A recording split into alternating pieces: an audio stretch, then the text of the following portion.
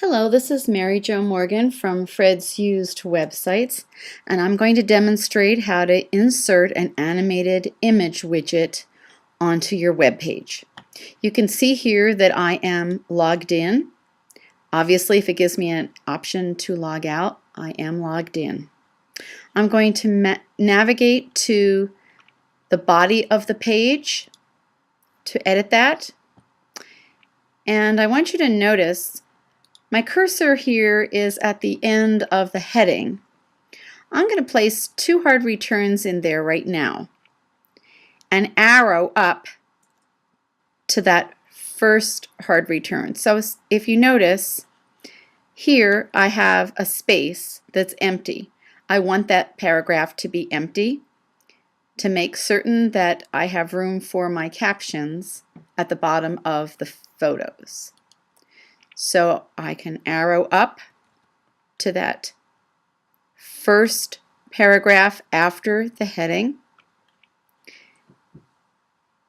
and I'm going to go to the bottom line of the icons, and here is the Edit Server Widget settings. I'm going to click on that, and now I have to select which widget I'd like to put in. So I'm going to select the animated image widget. It defaults here, as you'll notice, to 300 by 300 pixels. I happen to know that in this particular web page, it does help to know the size of your web page, and if you don't know that, just call us and ask us. They vary slightly. This one in particular, I'm going to want this widget to be 567 pixels wide and 425 pixels high. I'm going to leave these defaults for the resize image, crop image, and repeat the cycle. I'm also going to leave these transition times, which is in milliseconds. So it's going to it takes 1 second, which is 1,000 milliseconds, to transition from one photo to the next, and it's going to allow each photo to display for 5 seconds or 5,000 milliseconds. And I'm going to leave it like that. Okay, I'm going to go ahead and insert that now, right like that. Now I also happen to know, as I am formatting this animated image, that this particular animated image, which is also an element, needs to have a margin on it on the left-hand side to push it over to the center of the page, and I've already done the math, and I happen to know that I need 35 pixels on the left side. So I've clicked on the widget itself, and now remember here on the bottom row you can edit, you could insert a new element or you can edit an existing element. This animated image is an existing element. I am going to edit it now. I'm going to say I want a margin side by side, and on the left side I know I want 35 pixels on there. That's all I'm going to change.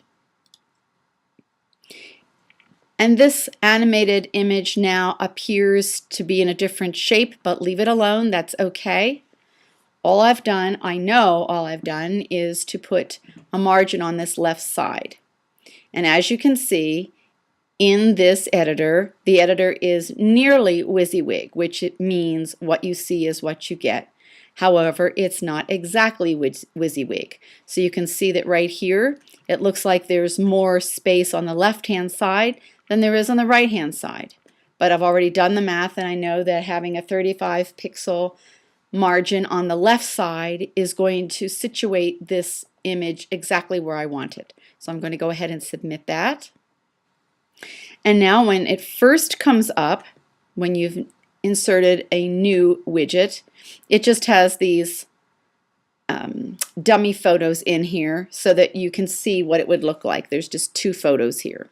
So as soon as you add your own photos, these 2 drop away. They automatically delete. So I'm going to click now on the Add Photos, and I have a pop-up window that opens to add the photos. To choose the file, Photos here, what I'm going to do is go to my desktop where I know I have the photos that I want. And I am going to start adding them. And I can just keep choosing files.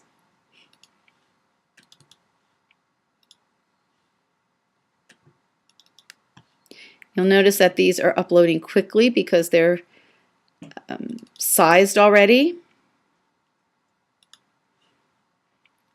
to fit this.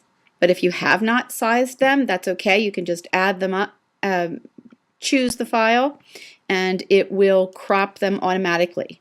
The only time you need to resize photos before adding them to a widget is if you want a particular area of content included, because often if you allow the browser to resize it, it's going to crop from the left and the right slightly in order to fit it.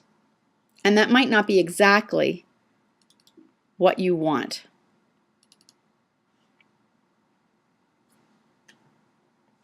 Okay, so now it's almost finished.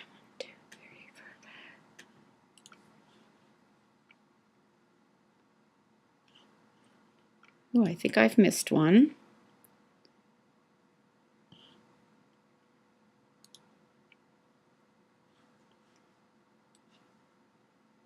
Oh, I missed number 25. There we go. And you can see these green lines show you where it is in uploading the file.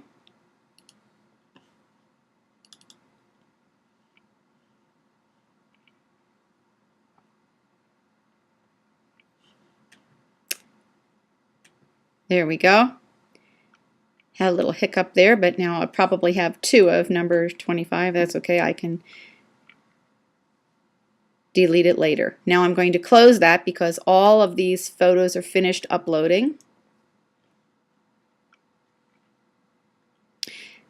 Now I know that I have enough photos up here, and I'm going to manage the photos. So it's showing you now the photos as they are standing there. And you can see that when I uploaded the photos, I didn't quite get them in the order that I want. So I'm just going to drag and drop them in the order that I want. I want this one to be at the end.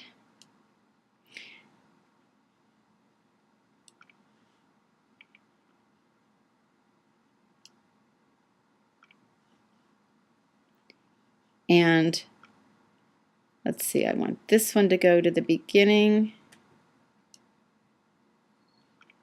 And then this one. Oops. And then maybe this one.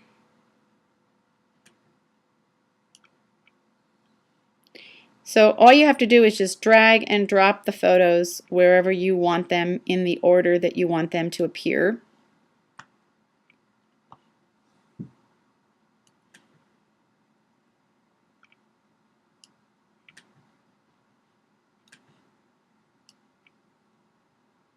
Oops. And you can just keep rearranging them until you get them how you want them. Then just for demonstration purposes here, I can see that I have a duplication of one photo. So when you click on the red X, it's going to pop up a question asking, are you sure you want to delete this photo? If you do indeed want to delete it, click OK. And I'm going to go into a photo now and add a caption. And I've already gotten, I have a caption prepared already, and I'm just going to copy that. And then I'm going to come back here and Control V to drop it in there and say OK.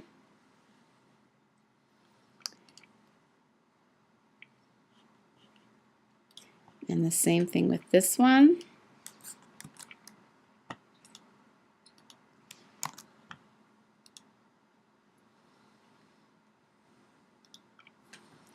And you can just go through photo by photo. It helps when you have these captions all prepared, as you can see I'm doing.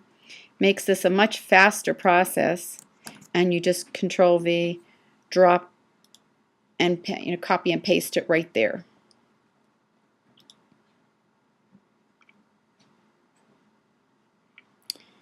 Oops, I didn't have one for that one.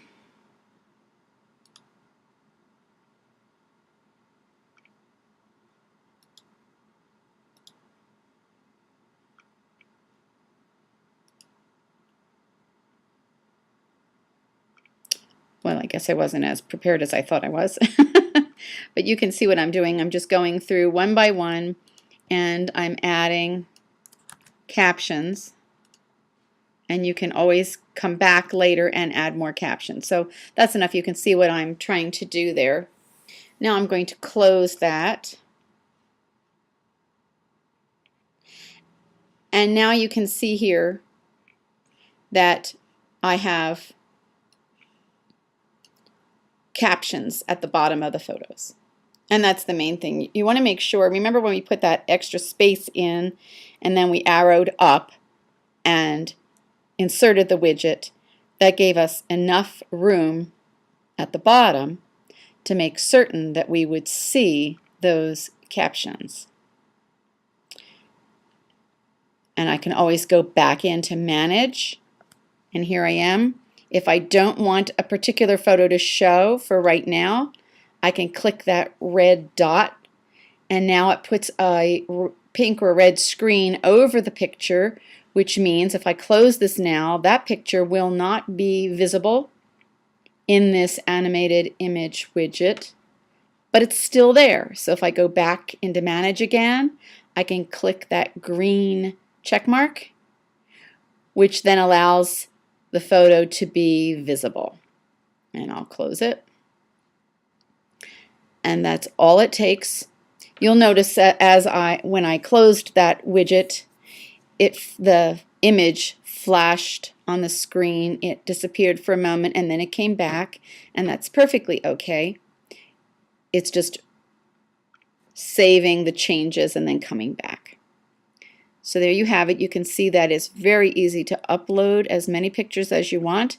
If they're very large images, these were approximately these were less than 200 kilobytes. But if you have something that's a megabyte, it's going to take longer to upload, but it will resize the image to fit.